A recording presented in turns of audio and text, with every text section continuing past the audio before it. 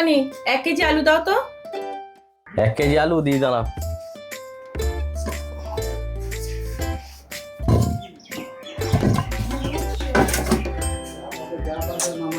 KG 100।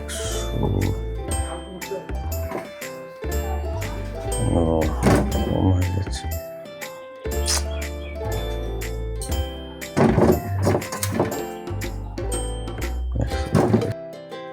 তাড়াতাড়ি করো। আরে দাঁড়াও, ওজনটা তো সঠিক হতে হবে নাকি? ওজনটা সঠিক না হলে কি করে হবে?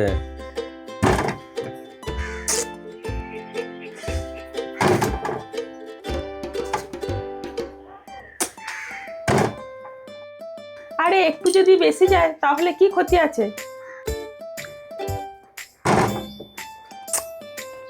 ও বাবা, এটাটি 100 গ্রামের কাছাকাছি বেশি।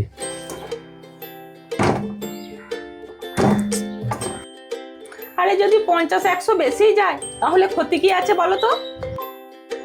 আচ্ছা, মুশকিল তো। দাঁড়া, এইবার আমি ঠিক ব্যবস্থা করে দেবো।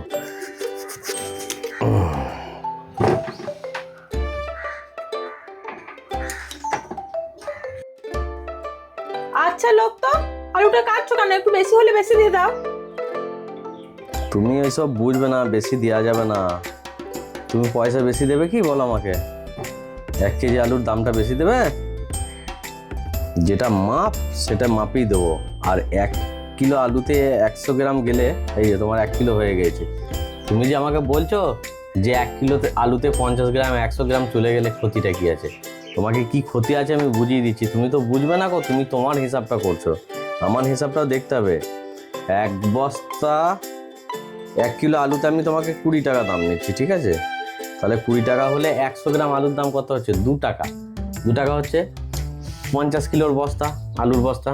তাহলে 50 কিলো যদি আলুর বস্তা হয় তাহলে তোমার হয়ে যাচ্ছে 50 × 2, 100 টাকা। 1 বস্তা আলুতে আমার 100 টাকা লস যাচ্ছে।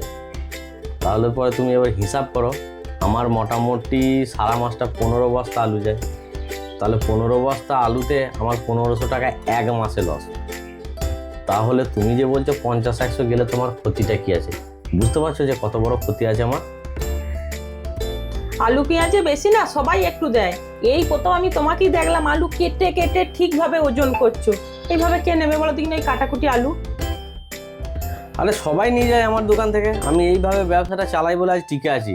নাহলে তোমার মতন এইরকম সারাদিন খদ্দেরকে যদি 2 টাকা 2 টাকা করে ছাড়ি, ধরে নাও তুমি যদি সারাদিনে যদি 20টা খদ্দের আমি এরকম 2 টাকা করে আলুতে ছেড়ে দিই, হ্যাঁ, তাহলে কত হচ্ছে? 40 টাকা। 40 টাকা মানে একদিনে 40 টাকা। কত মাসে এবার হিসাব করো তুমি কত টাকা আমার লস যাচ্ছে। তাহলে এই আলুটা যে কেটে নিচ্ছি আমি, এই আলুটা আমার তরকারি খরচা হয়ে যাবে। আমাকে এক্সট্রা করে আলু কিনে আর খরচা করতে হবে না গো। এইসব হিসাব তুমি বুঝবে না গো। আমি এইভাবে হিসাব করে চলি বলে আজও পর্যন্ত ব্যবসাটাকে টিকিয়ে রেখেছি। আর যারা ওই বেশি বেশি দিয়ে দেয়, 2 দিন ব্যবসা করে বেশি বেশি করে দিয়ে দেবে খদ্দেরকে, খদ্দেরও লোভে লোভে যাবে, দিয়ে সে তার পাত্তারি গুটিয়ে বাড়ি, তার ব্যবসা শেষ হয়ে যায়। কিন্তু আমি এইভাবে করেছি বলে আমি টিকে আছি। অত হিসাব বোঝার আমার দরকার নেই। এই যে আলুর দামটা থাকলো, আমাকে আলুটা দিয়ে দাও। এইসব হিসাব বুঝবে না, বুঝতে পারলে?